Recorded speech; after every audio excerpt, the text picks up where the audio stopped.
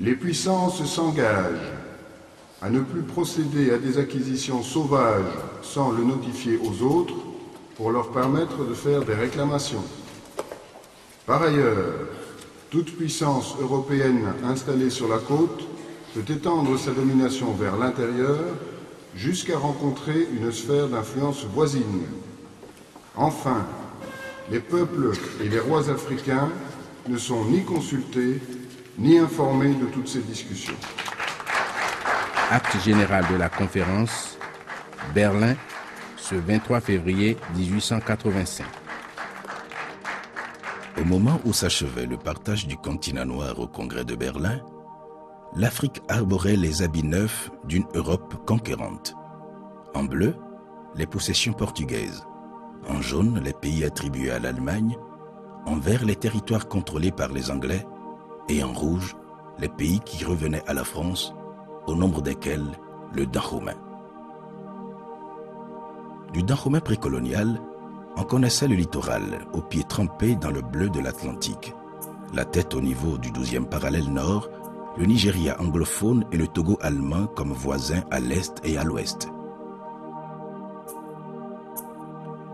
De la très ancienne dynastie qui va régner sur cette terre de cueillette, de chasse, de commerce d'esclaves et d'huile de palme, 3 rois, Adandozan, Gézo et Glélé, vont créer et façonner un jeune homme, le prince Aroponou. C'est lui qui conduira très loin le destin d'un royaume, celui du Dahomey.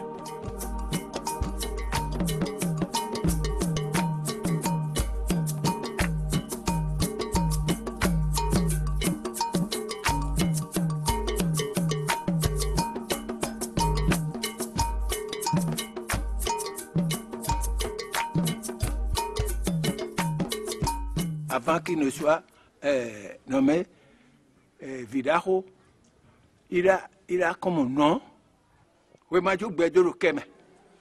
Après ça, il s'est nommé lui-même Khemaro Gundo. Khemaro Gundo veut dire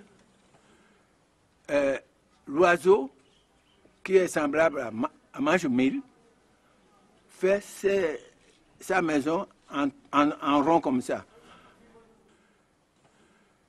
Beranzi, ce n'était pas son nom initial, il s'appelait Aroponou, de son nom premier. Et il est le fils du roi Glélé, et Glélé qui est fils du roi Gézo. Et il n'était pas le seul fils, bien entendu.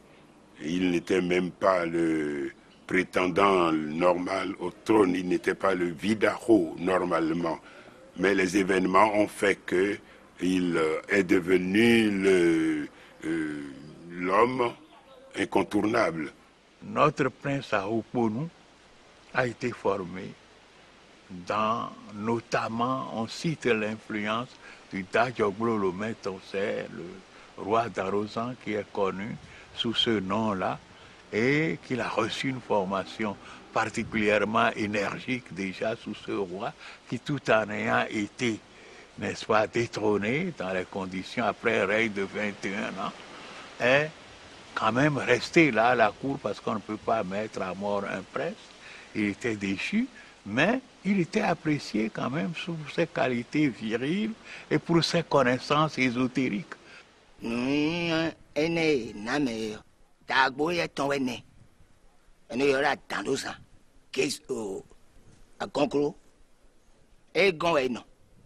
Bosu onueka inu temen bada kwiti na bloro kan fi bio adalo sana e ka utundo e o lo vira hona nyeme e lo to la ho ataza lo tun ti o ne e so do mo fi dagbe bonenu no do kan ede.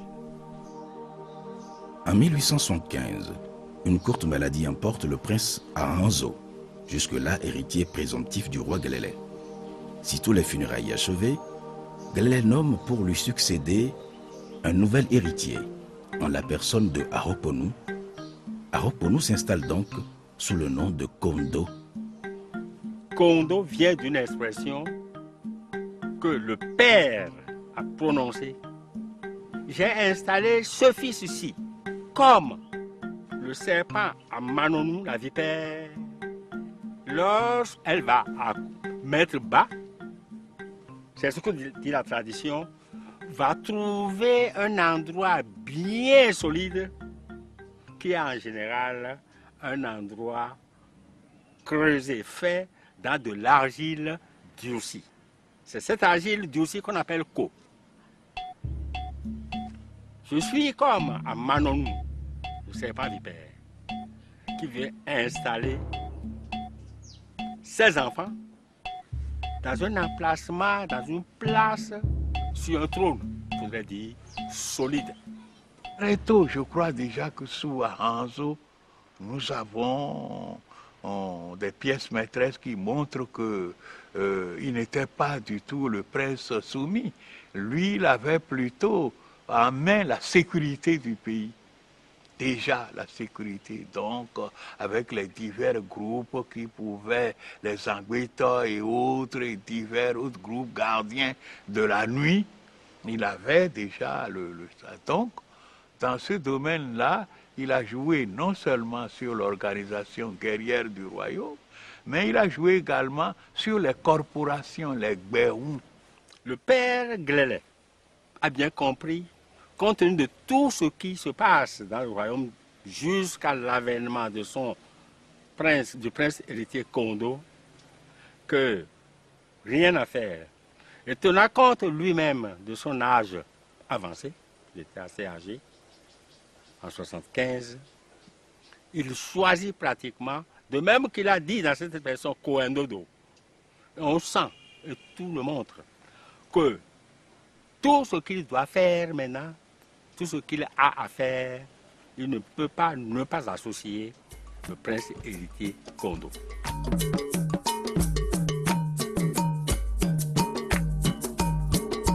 Déjà tendues sous le règne du roi Glélé, les relations entre la France et le royaume du Dahomey se sont pratiquement dégradées lorsque le roi, malade et agonisant, en a confié la gestion au prince Kondo.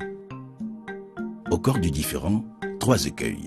Les incursions répétées chez Porto-Novo, la poursuite des sacrifices humains, enfin, le sort des traités sur la cession de Cotonou.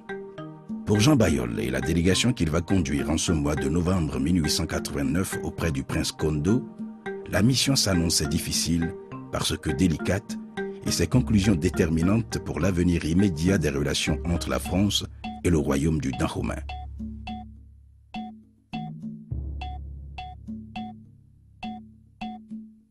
La mission va échouer. Bayol fait occuper Cotonou et y installe un poste de commandement opérationnel. Les représentants résidents du roi du Dahomey protestent.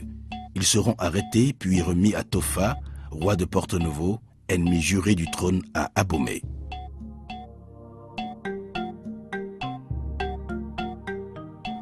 Au palais royal de Singodi, on accuse le coup, sans réagir. Du moins pour l'instant. Et pour cause, le roi Glélé venait de mourir. Le ciel s'était assombri soudain sur Abomey, comme pour ternir le climat déjà lugubre d'une cité fraîchement endeuillée.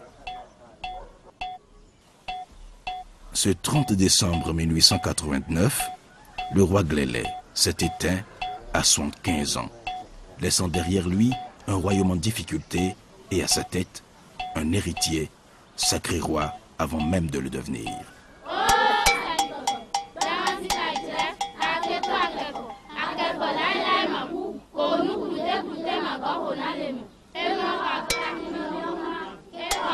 Dans l'antichambre du pouvoir, le prince Kondo donnait déjà des signes d'impatience tant son envie de devenir roi était manifeste. Le 6 janvier 1890, Kondo s'installe sur le trône. Il s'appellera Beranzi, Aïdjre. L'univers tient l'œuf que la terre désire. Son emblème, un requin, traduisait le choix de Beranzi d'incarner la force et la puissance de ce mammifère pour exprimer sa détermination à contrôler les côtes du Dahomey, en même temps qu'il constituait une mise en garde aux velléités de Jean Bayol sur Cotonou. Beranzi fait arrêter des otages blancs à Ouida, au nombre desquels le révérend père Alexandre d'Orgère, Ces prisonniers seront conduits et internés à Abomey. Le 3 mars 1890, des guerriers aboméens attaquent les troupes françaises à Zobo, à la lisière nord de Cotonou. C'est une opération qui s'est déroulée dans la nuit du 3 au 4 mars 1890 et au cours de cette nuit, la pluie abondamment, mais l'attaque a été meurtrière. Béhanzin a placé des milliers d'hommes en armes dans les buissons et autres tout autour de Goudoumé. Et lorsque la marine française longeait le lac Nokoué, eh bien, ils ont été attaqués par surprise par des milliers d'hommes de Béhanzin. Ça a été une victoire sanglante.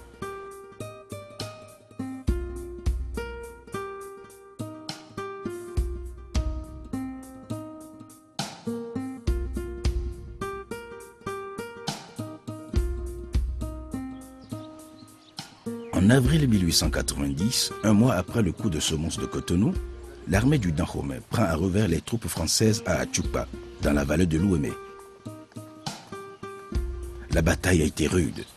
Les Français ont reculé et les soldats du Dahomey se sont retirés.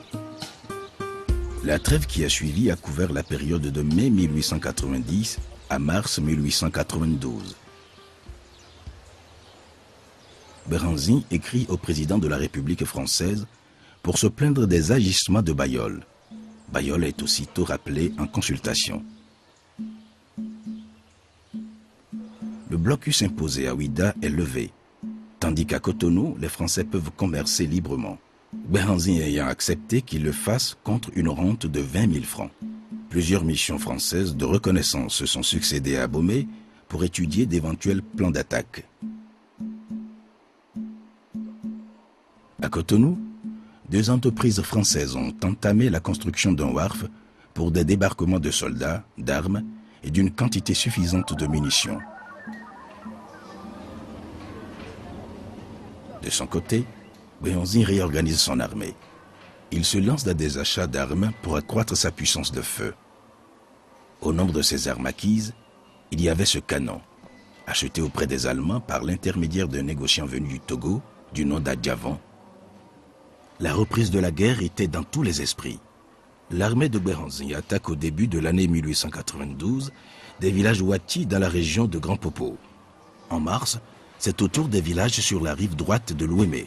Pour s'en convaincre, le gouverneur Victor Ballot remonte l'Ouémé à bord de la Topaze, une canonnière. Il est accueilli par des tirs provenant des soldats de Béhanzin. La guerre était inévitable désormais.